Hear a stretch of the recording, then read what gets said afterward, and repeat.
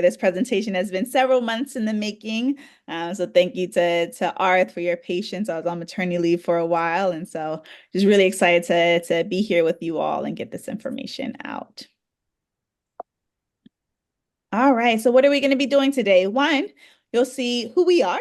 So the Parkinson's Core Collaborative, also known as the PCC. We'll talk about brain health in the Black community. We'll talk about Parkinson's disease. What is Parkinson's disease? What does it look like? What types of signs and symptoms are you looking out for? The causes and the diagnoses, treatment and management, as well as research opportunities in Parkinson's. And then most importantly, a question and answer session where you just let us know kind of what questions you have around brain health and Parkinson's disease, and we'll do our best to answer those, as well as any resources that might be of interest to you. All right, so I won't be before you long, but during the next, call it 45 minutes or so, we'll be talking about the following objectives. So the first, by the end of the presentation, you'll be able to define and identify contributors to brain health. You'll be able to distinguish between age-related memory loss, mild cognitive impairment, and dementia. So what are the differences there? You'll be able to identify 5 health promotion strategies to increase brain health, understand a little bit more about Parkinson's disease. What are the signs, symptoms, and risk factors? And then lastly, identify the differences between observational and interventional research studies. So who are we? So the Parkinson's Core Collaborative, we started last year in 2023. It's a community academic alliance really to address a specific goal. So to promote brain health and increase the awareness of Parkinson's disease and other neurodegenerative disorders in the Black community. Okay, and so we do that by addressing our 4 main pillars. So that's community building, outreach, research, and education. We are strongly behind the thinking of bringing the resources, bringing the education to the community, right? And not expecting people to come to us. And so we're often out tabling and doing educational kind of presentations like this, lunches, things like that, really just getting to know the community and really spreading out these resources. All right, I'll hand it over to Jessica. All right, thank you so much for getting us started. So as I mentioned earlier, my name is Jessica Vinegar, and I thank you for being here or later on in the recording if you're watching this later. So let's get into it, okay? So when we hear the word brain health, what comes to mind, right? What do we think when we think brain health? We can put it in the chat or just think it out loud, okay?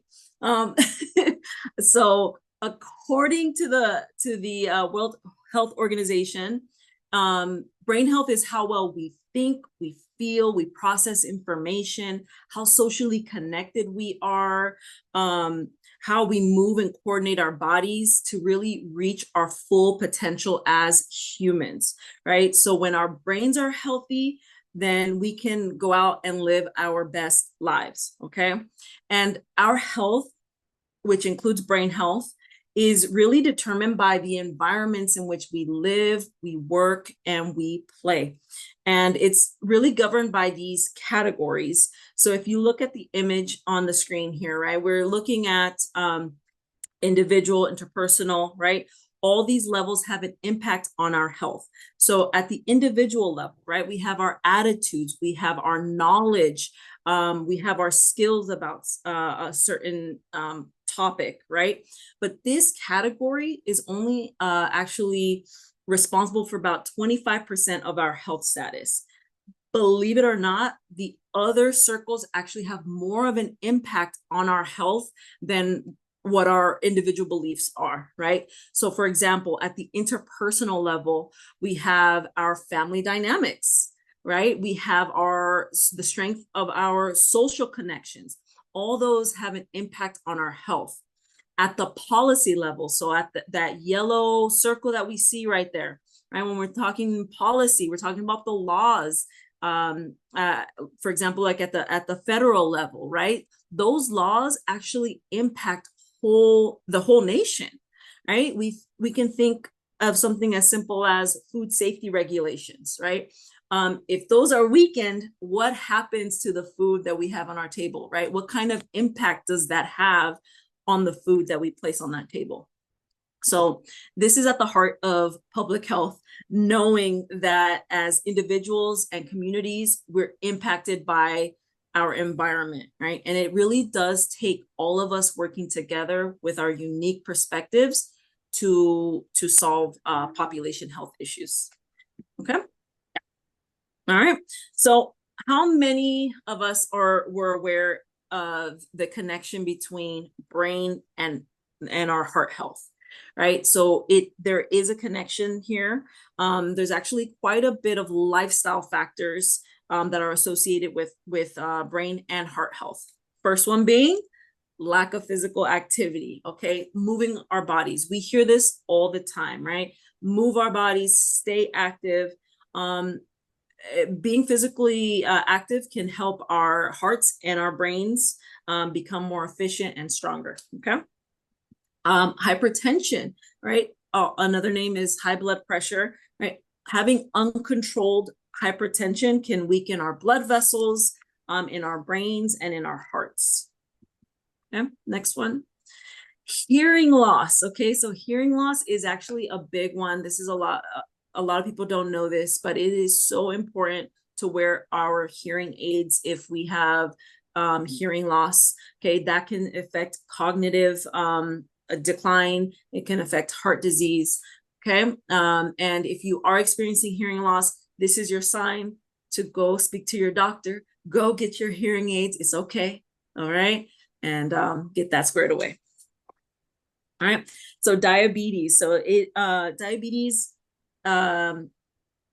is pretty common in the Black and brown communities, right? No shade at all. No shame at all.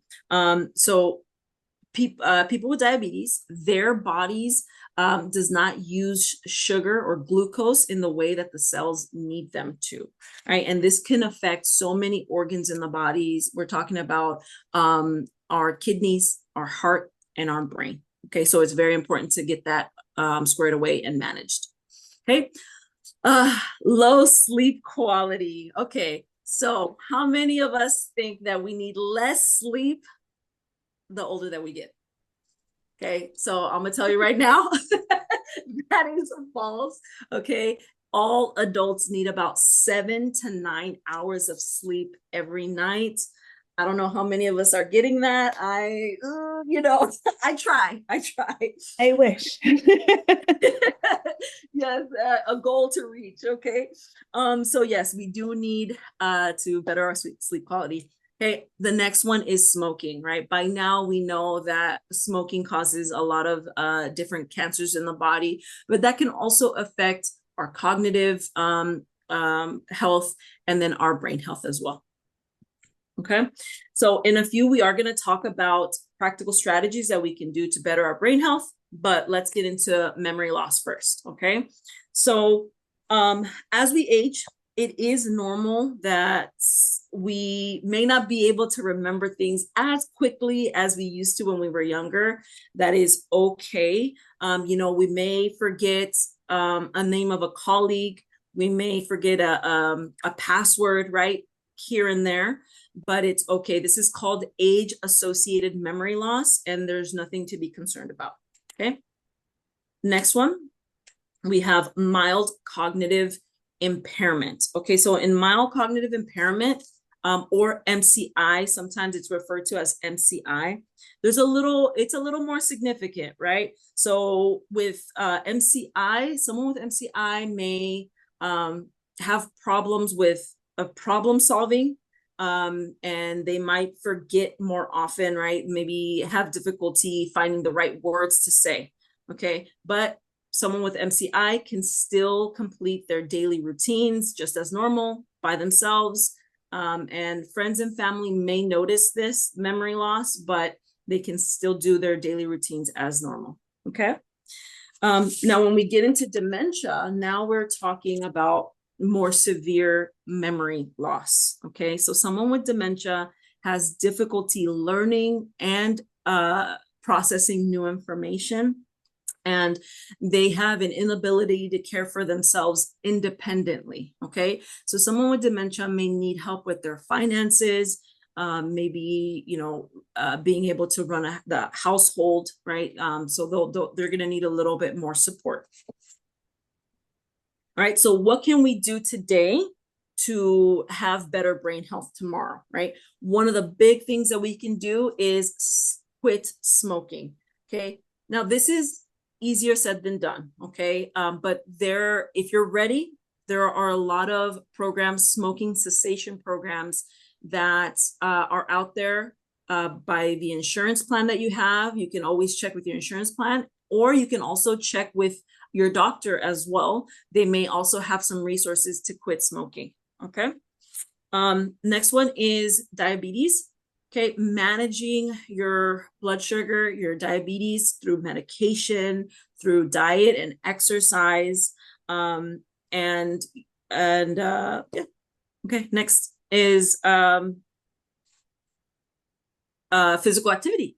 Okay. So it is recommended that you partake in 30 minutes of aerobic exercise 5 days per week. And next one is hypertension. Okay, so hypertension is very important in our brain health and our heart health, right? You can manage this through either medication or lifestyle, through diet and exercise. And the thing I will say about hypertension is that you may not know you have it until you actually go get checked. So it's so important to go to our physical appointments. Okay. And lastly, eating the rainbow. Okay. So that just means having a well-rounded diet. So we're talking lean proteins like fish, chicken, turkey, right? Eating all the colors of the rainbow of vegetables, right? Especially leafy greens, okay? And fiber goes a long way, okay? All right, so exercise ideas. So one of the easiest things that we can do and start doing today, tomorrow, is walking.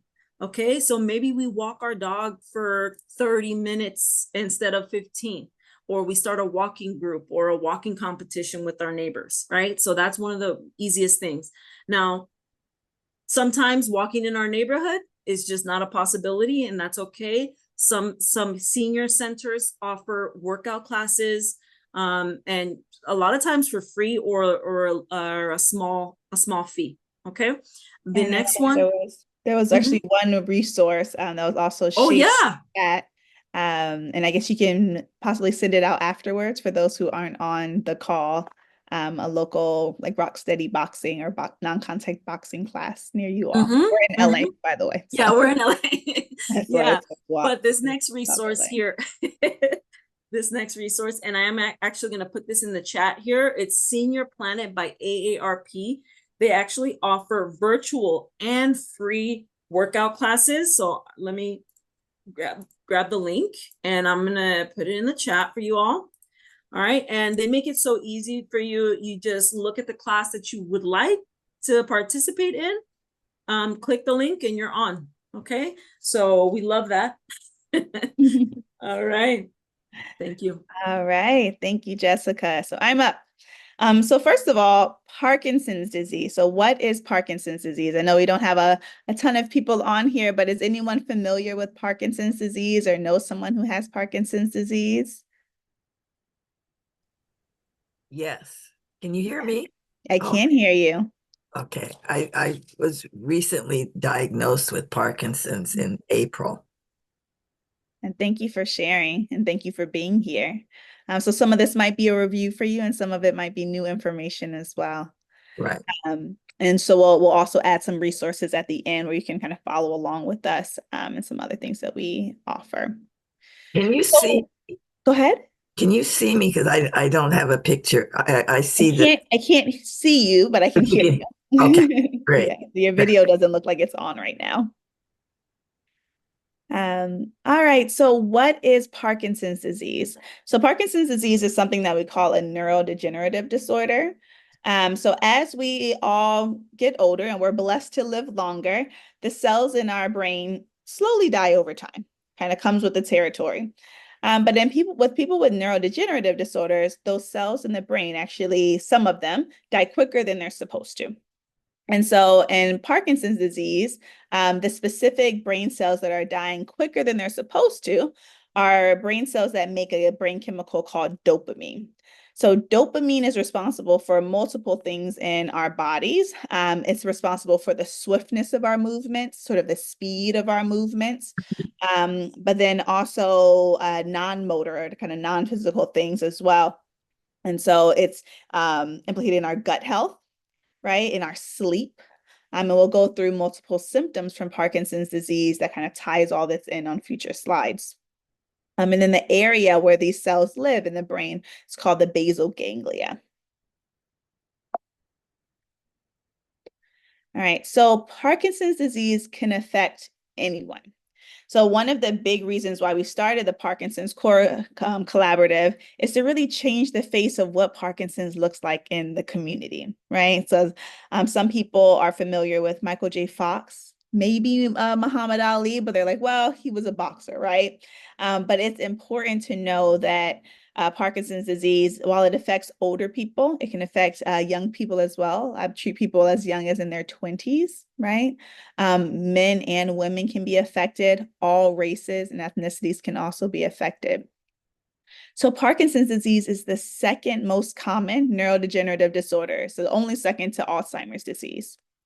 Over 10 million people are affected worldwide, and about 90,000 people are diagnosed each year in the US alone. All right, so what are some risk factors of Parkinson's disease? The biggest risk factor is actually age, right? So most people, your average age of diagnosis of Parkinson's disease is usually in your mid-60s, mid to late 60s. Although, like I said, there's also a young onset Parkinson's disease where people can be diagnosed and start having symptoms earlier than 50 years old, as young as in their 20s. So we know that genetics and the environment are also risk factors. So while we don't know all of the genes or even most of the genes right now that can make someone be more likely to have Parkinson's disease compared to, say, their neighbor, we are starting to learn some of those specific genes, but we know that it's a combination of those two, the genetics and the environment. We're continuing to learn through research what are the environmental factors that can increase someone's risk. Some of the ones that have been more frequently studied are things like pesticides, certain types of pesticides, certain exposures. So for veterans like who are exposed to Agent Orange, for instance, have a higher likelihood of having Parkinson's disease. And then gender. So while men and women can both get Parkinson's disease, it's more common in men. So men are about twice as likely to get Parkinson's disease as compared to women.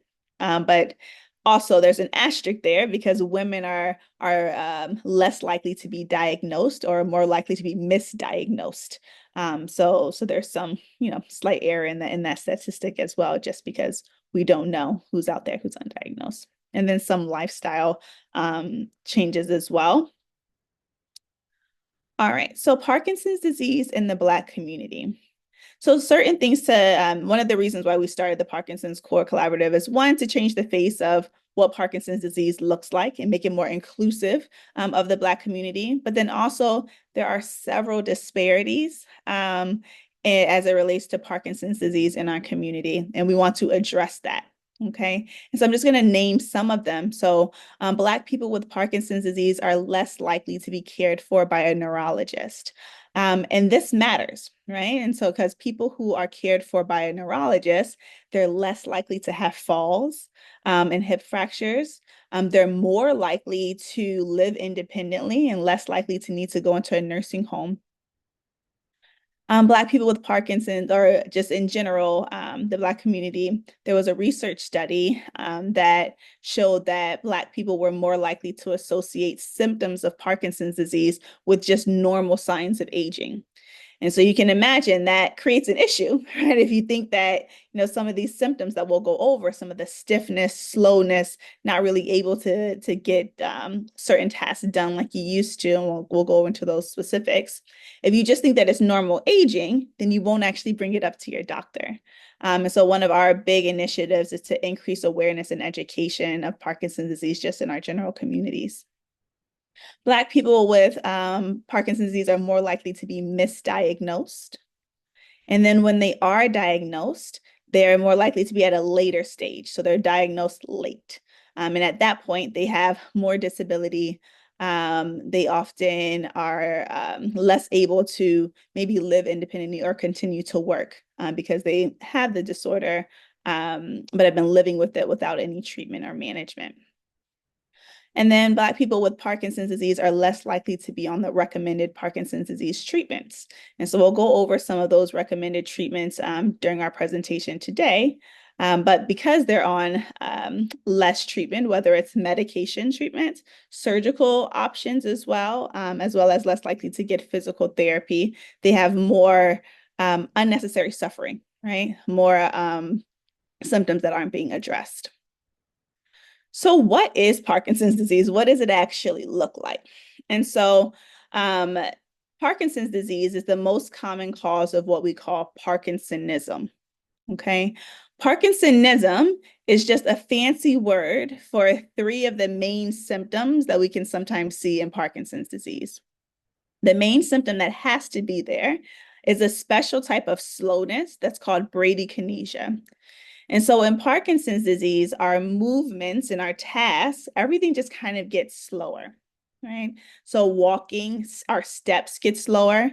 We call it like shuffling gait, where you're not really picking up your feet as much, and the steps become really small, not really moving the arm as much. Just overall, our movements become smaller or shorter. And then another one that we often see is something that we call rigidity, which is a special name for stiffness or tightness of muscles. So that's something that we can actually feel as neurologists on the neurological exam, but then also people describe this symptom as, kind of feeling like their leg is tight, right? Like I just feel like I have weights in my leg. Sometimes people have cramping as a sign of this over tightness of muscles. And then there's tremor. So not everybody with Parkinson's disease has tremor, but it is a pretty common symptom. And it's not just any type of tremor. Usually the tremor in Parkinson's disease, as opposed to sort of your common essential tremor, where you're eating and your hand is shaking, or you're trying to do something with your hand, or having an action with your hand and your hands are shaking. The tremor in Parkinson's disease is usually worse when your hands are at rest. So say you're sitting on the couch watching television, and you kind of notice this tremor in your hand. Also, leg tremor is actually pretty common in Parkinson's disease. It can be a red flag that actually can make a doctor more concerned for Parkinson's disease, as opposed to something like essential tremor that might run in families. All right, what are some other motor symptoms and signs of Parkinson's disease? One is imbalance. Another is decreased arm swing. So like I said, with that increased tightness or increased tone in the muscles, you can have a kind of decrease of your natural swinging of your arms, which is actually pretty important for your balance and your gait. The symptoms in Parkinson's disease, as we'll talk later, is usually worse on one side of the body than another. So usually both sides are affected, but someone will be able to tell you, like, my right side is my good side, right? And so maybe that left arm isn't moving as much.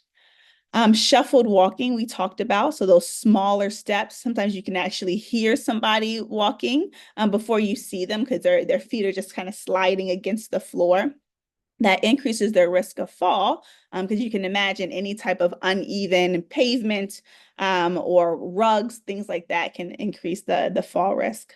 Muscle cramps, which we talked about, small handwriting, stooped posture, so people tend to be a little bit more hunched over when they're walking. And then it's not just motor symptoms in Parkinson's disease. There's also non-motor symptoms. And everyone with Parkinson's disease, it kind of looks a bit different, their combination of symptoms. For some people, the non-motor symptoms can actually be kind of more disabling and more stressful compared to the motor symptoms. So some of the non-motor signs and symptoms include a quiet voice. And so loved ones might be asking them to, can you speak up? I can't hear you. Reduced facial expression. So the face becomes less expressive.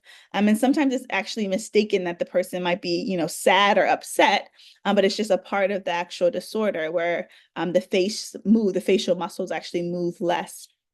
Lightheadedness can also happen, especially when people are changing position, like standing up or moving around. A sleeping problem, so insomnia, as well as acting out dreams. And so people, something that's called REM behavior disorder. And so more likely than not, people with Parkinson's disease actually have this symptom. And that's where when someone say that you're dreaming that you're, in the ring, going 8 rounds or whatever, you're actually fighting on the outside. So that natural or usual process for when you're sleeping for your muscles to relax, there's actually an issue with that in some people with Parkinson's disease, where they'll actually act out their dreams and occasionally can even fall out of bed. Constipation is very common. Like I said, those dopamine cells aren't just in the brain, they actually live in the gut as well. Loss of smell or decreased sense of smell. Mood symptoms are very, very common. And so while dopamine, that brain chemical that we talked about, is decreased in Parkinson's disease, there's other brain chemicals as well that are affected, like serotonin. So depression and anxiety are more common in people in Parkinson's disease versus people who don't have it. We talked about acting out the dreams, and then thinking and memory changes. And so cognitive changes aren't usually the first thing that someone notices in Parkinson's disease, but it can become more of an issue as people have lived with the disorder for longer periods of time. All right, so a few things to know. One, I usually say when you've seen one person with Parkinson's disease, you've seen one person with Parkinson's disease. And that's because everyone looks a bit different. And this can be confusing, right? Because if you know one person with Parkinson's disease, and maybe you have some of the symptoms, but your Parkinson's doesn't look like their Parkinson's. And so that might limit or delay someone going to the doctor. So it's really important to just kind of see the different combinations of symptoms that people can have in Parkinson's. Symptoms usually start on one side of the body or are worse on one side than the other. And then it's slow. Symptoms change slowly over time. So that's one thing about Parkinson's disease. So it actually doesn't shorten your life, right? And so what we do as Parkinson's specialists is try to find ways to maximize those years, right? So people are able to do the things that they love with the people that they love for as long as they can, because it's a slowly progressive disorder. All right, and then we talked about some of the differences in PD amongst groups. Men are twice as likely to have Parkinson's disease. And then while it's usually a disorder of older adults, 1 in 10 people are actually diagnosed before the age of 50. Minorities are often underdiagnosed. And so Black people with Parkinson's disease, as well as the Asian community as well, has been documented to be underdiagnosed and misdiagnosed. So what causes Parkinson's disease? The short answer is we don't know quite yet, but we're working on it. So we do know that it's a combination of environmental factors and genetics. And so there's studies going on now really to try to better understand the scope or how many of these environmental factors are learning more about the environmental factors that contribute, as well as the genetics. And the genetics, it differs for the different populations. So not much is actually known about some of the subtle differences in the genetics of Parkinson's disease in Black people because of both the underdiagnosis of Parkinson's disease in our community, but then also the decreased participation in research. All right, so how is it diagnosed? So Parkinson's disease is what we diagnose it through a clinical diagnosis. And what does that mean? That means that there's not just a test or a blood test that your doctor can send into the lab that tells you yay or nay, you have Parkinson's disease.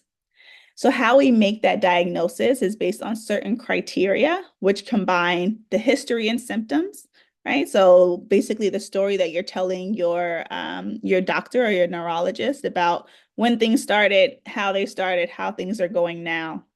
The neurological exam can really tell us a lot about the disorder and if you have it, and then other tests. So sometimes we're able to make the diagnosis just from the history and the exam.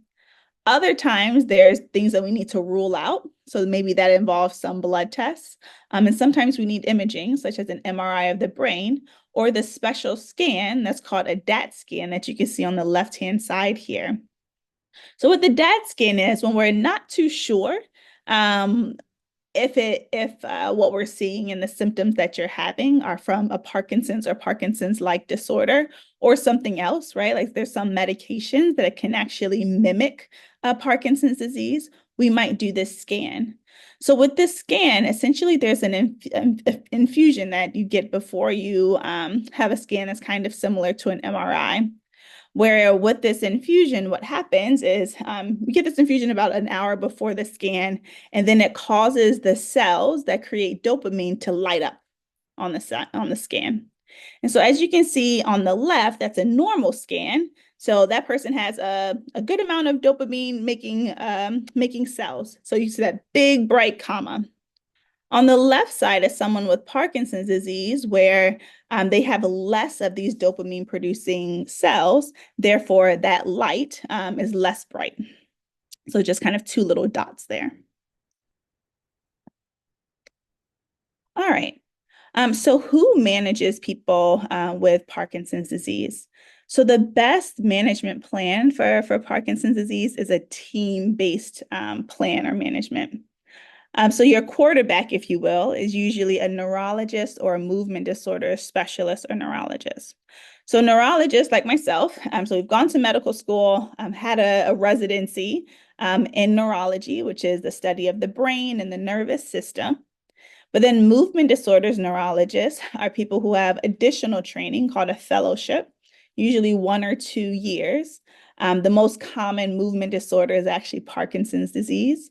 But then we also get additional training on sort of cousins, if you will, of Parkinson's disease, and then other movement disorders, like certain types of tremor, imbalance disorders like ataxia, things like that. But we don't work alone. And the management plan isn't great if you're just getting medications, right? So there's other things and other people that tie in here. So physical therapists, occupational therapists are helpful, speech therapists, as well as social workers. So social workers are really helpful to really tie people into the resources that are able to help them live very full lives. And we'll go into what each one of those therapists do shortly. One of the big take-home things is Parkinson's disease is treatable. So we don't have a cure yet. We're working on that in research, and I do believe in my lifetime that there will be something that we can use to at least slow down the course of the disease. But we have many different options to treat the symptoms and improve quality of life. And so that includes, it's out of the scope of this presentation, but there's multiple medications. There's non-pharmacological therapies, like the therapies that we talked about, physical therapy, occupational therapy, different nutrition and support services, exercise. And then there are some surgical options for people who have more significant symptoms and have had the disease for longer. Yeah, okay. So yes, as Dr. Drissi mentioned, that there are a lot of treatments for Parkinson's disease, and not everything includes medication, right? So for example, we have 3 different therapies that we can look into. Okay, so first one being physical therapy. So physical therapy will really work on big intentional movements.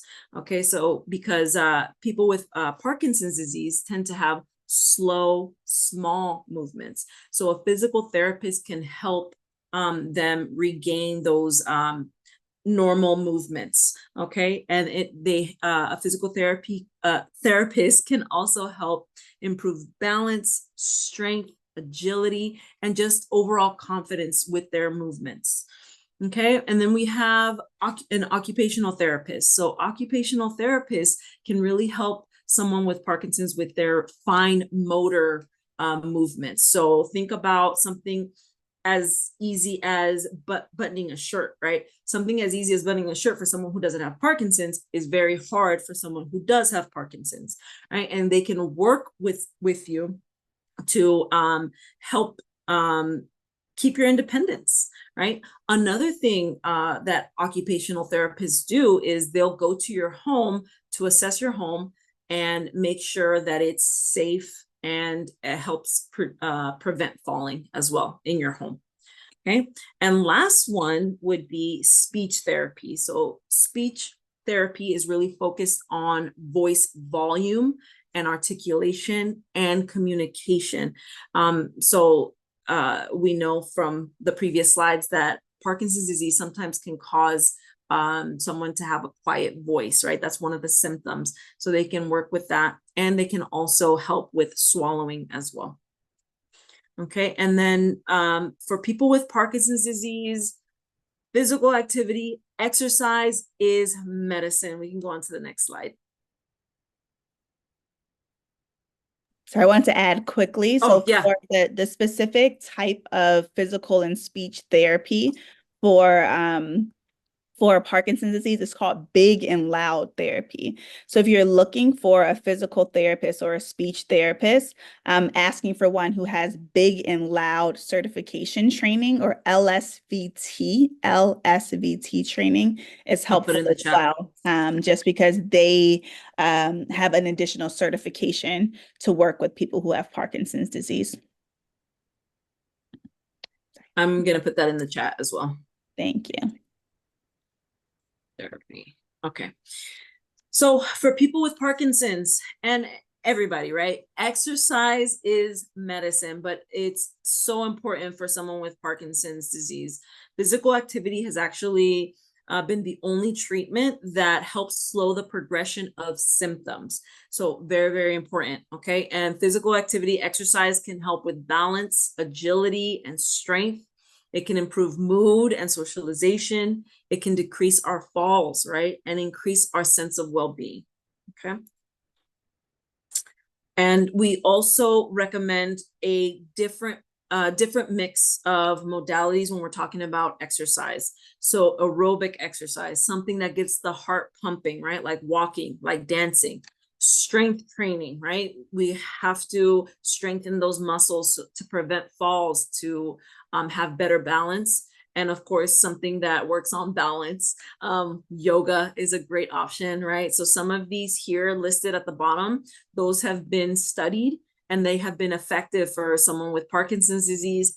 But honestly, the most important thing is find something that you love, that you can do safely, and that you'll continue to do. That is so, so important, right? Do what you love and you're good. All right. And so a little bit, we're going to play a video of a person. Her name is Omatola Thomas. And she actually was diagnosed with Parkinson's disease at age 35. And we're going to start the clip so you can see. My symptoms started, I think, in 2010. I have young onset Parkinson's disease. I got diagnosed in 2016 at the age of 35.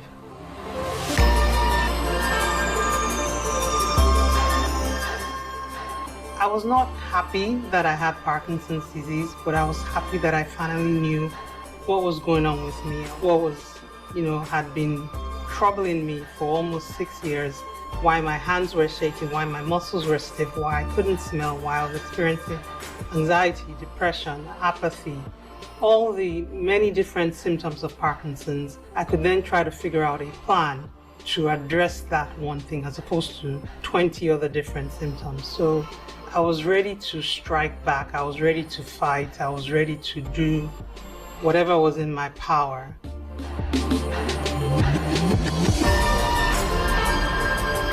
I have never really looked at it as a negative thing. I genuinely believe that there is opportunity in adversity, opportunity to be stronger, opportunity to be an inspiration to other people. If you're in pain from an illness like this, why not try to utilize that pain and turn it into something positive and turn it into something powerful?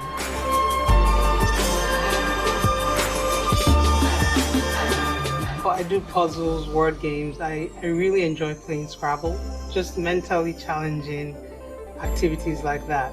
I try to exercise as often as possible. I have an indoor bike, which when I get on it, I really do enjoy it.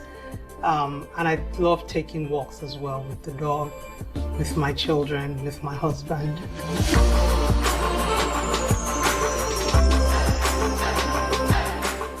When I'm on the bike, I can get to speeds where I definitely forget that I have Parkinson's.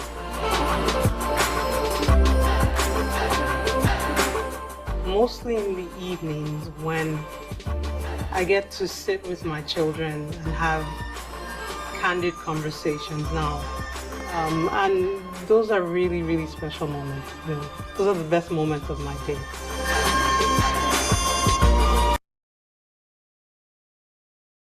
All right, so we'll stop it there. But as you can see, it's kind of putting a face to these PowerPoint slides, right? So while we say Parkinson's disease and go through the symptoms, go through some of the statistics, there's nothing like hearing someone's actual story.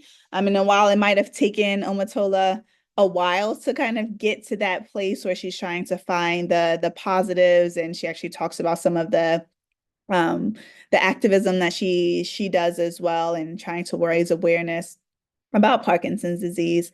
She talks about it kind of being a part of her life, but not her life.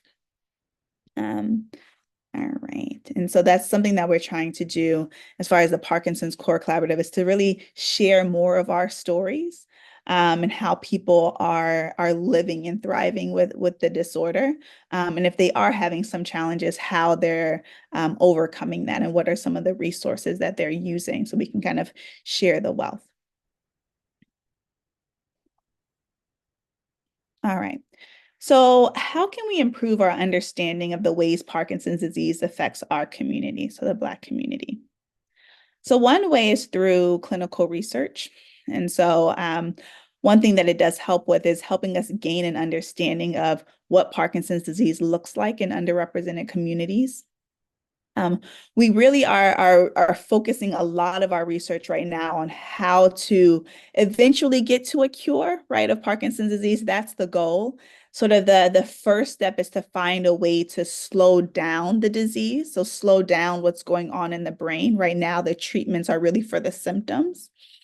To find ways to improve the quality of life for people with Parkinson's disease. So that just doesn't include research into medications or infusions. That's also trying to research what type of programs are helpful for people, what type of support mechanisms are helpful for people and their families.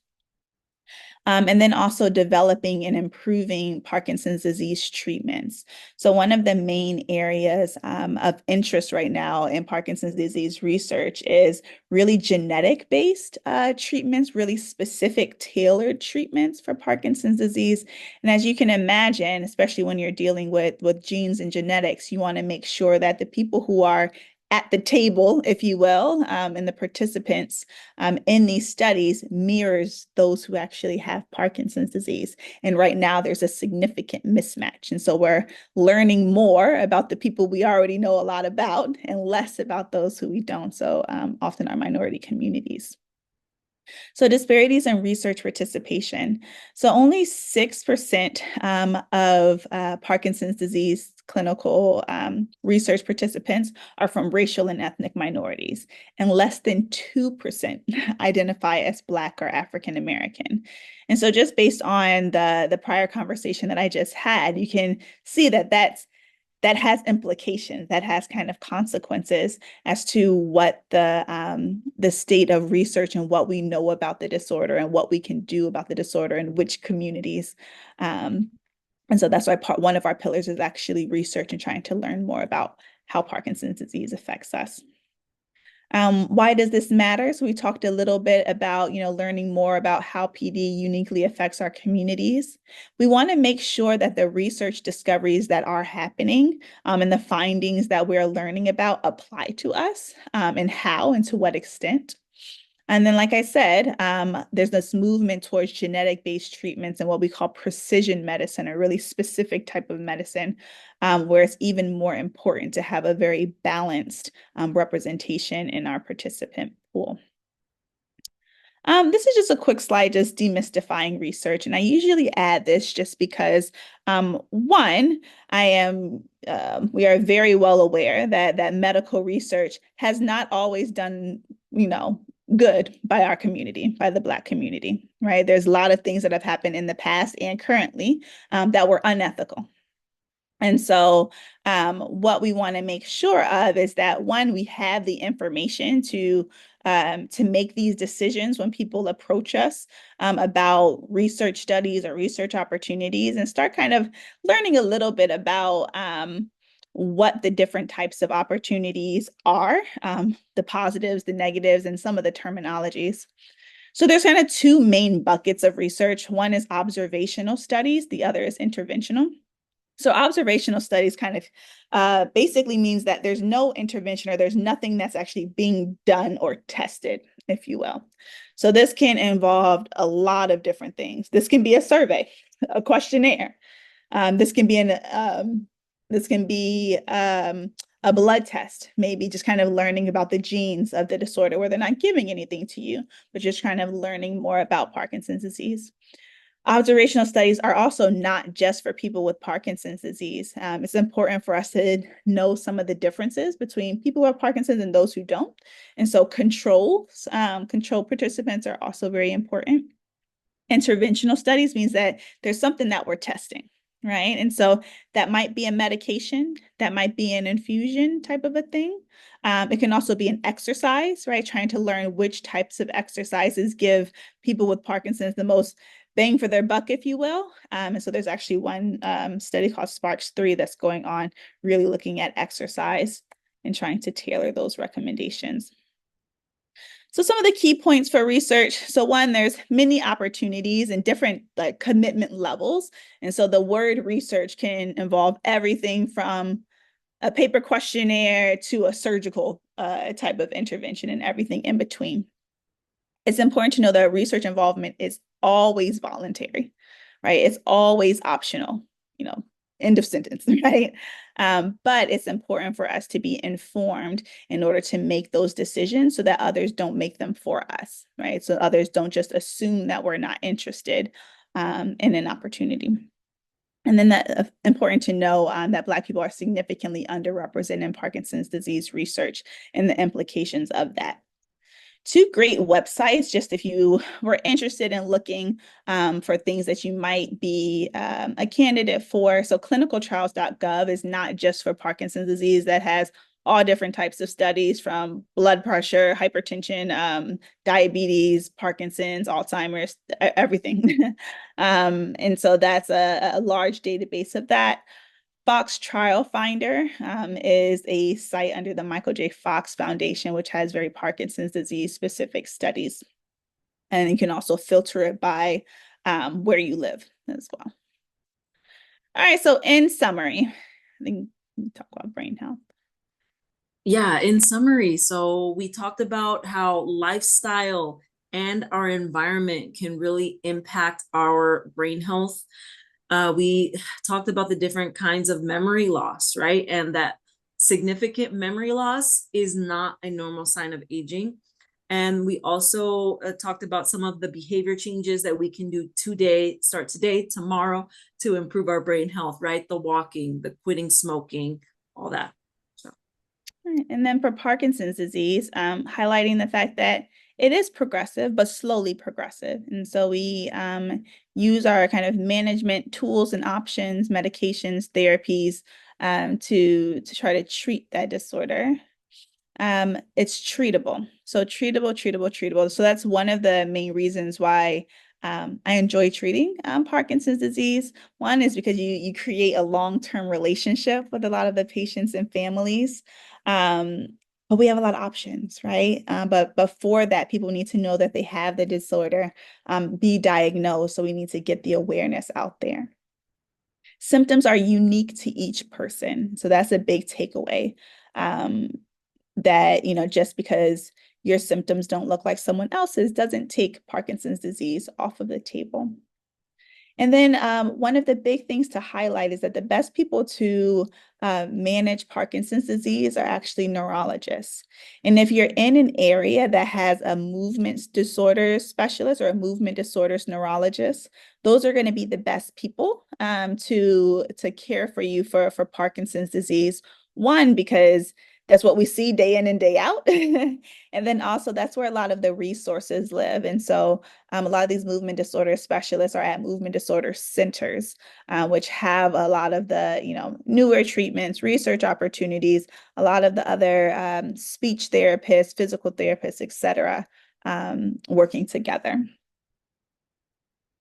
Different treatments, like we said, is everything from medications, surgeries for some people, physical, occupational, and speech therapy, exercise, and then some of the take-home points for research, the fact that Black communities are underrepresented.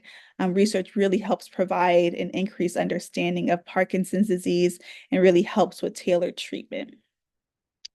So thank you, thank you, thank you. We didn't do the post-workshop survey for this session, but please let me know any of your questions that me and Jessica can ask for you, as well as pointing you in the right direction for resources if needed. This is our information, and so we are really active in the community, but then also on social media, trying to really get our outreach in the education, not just to the LA area, but across the country and even the world. So those are our handles on our socials, both Instagram, Facebook, and X, formerly known as Twitter. That's our email. We have lots of current programs and upcoming programs. So we do educational workshops across, senior centers, churches, other types of organizations. We're going to have a Black with Parkinson's disease specific support group starting likely in the new year. And so if that's something that you're interested in, please let us know so we can put you on the list for that. We have a newsletter that goes out with some educational resources as well as some support resources, and continuing to share our stories in our community. So our goal is to increase our community as far as the Black people living with Parkinson's disease, but then just like in general, because we want to get the word out and the awareness up about the disorder in our overall communities and promote brain health. So thank you for your time. And what questions do you have?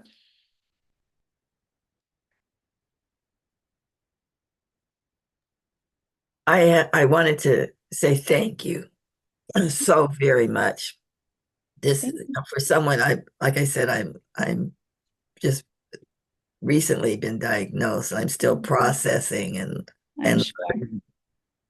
so this was really wonderful to be able to see my Black sisters Yeah. talking about the disease. That it really, really means a lot. And I did have one of the things that I deal with is that I love the iceberg picture, and because I have all the other, the physical symptoms, Yeah.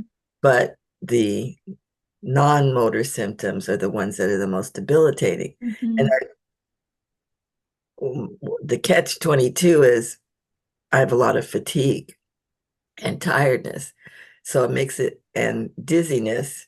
So it makes it hard to exercise, even though exercise is supposed to be, one thing that's really helpful.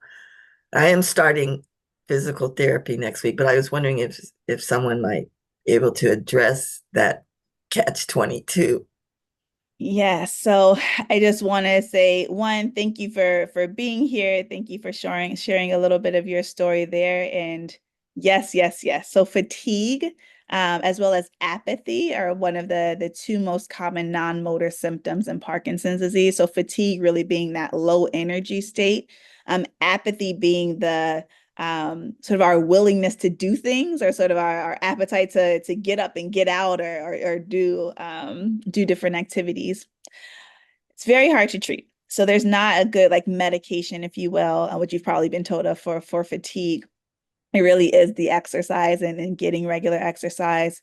And then really just trying to maximize, I guess, the ease that you can exercise. And so making sure that if medications are necessary for you, to make sure that you're on that correct regimen. Other things is trying to figure out the different types of exercise that's going to be the best for you. Aerobic exercise that Jessica mentioned is really important. So that's the thing that has been shown to actually slow down the course of symptoms. And sometimes that's hard, right? Especially when people are having more difficulty walking. So it's just like, you want me to walk? I don't feel confident. Like Omatola on that video that she did the exercise bike. People actually really like that because it takes out that risk of falling and lets you push your heart muscle a little bit more. And then it really just becomes a bit of a combination of things that you can do on your own at home, as well as oftentimes a combination of group classes. So if there's a Parkinson's disease specific exercise group, that's great. Those are nice because they have sort of the built-in support group aspect to it as well, because you're able to meet other people who are going through the disorder. But then also, just your everyday exercise class. Find something that you like to do, and then you'll be more willing and excited to do it. But I echo the fatigue is, I'm sure, very, very hard to live through. And then also as a neurologist who treats this often, it's hard to treat. And I know it's very frustrating because it's easier said than done for someone to tell you to just get up and go exercise when you just don't have the energy to do so. But yeah. Thank you. No problem. Any other questions or comments? Okay. Well, please keep in contact with us if you do want to be added to our listserv and just kind of learning about the resources that we have. The good thing is Zoom. A lot of our resources are going to be virtual so that we can really encompass more than just LA and get more of the national presence and support there. Please just put your email in the chat if you're interested, or you can email us as well. We can get you signed up so that you know when we have these programs available and these additional resources available.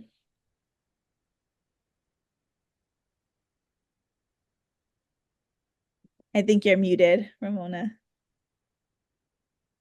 It's okay. I do that all the time. Thank you, Dr. Tracy, and thank you, the amazing Jessica, for this wonderful information on Parkinson's. Once again, I want to thank those of you who came out this evening, and I wish everyone a wonderful evening. On behalf of ART, I want to say thank you.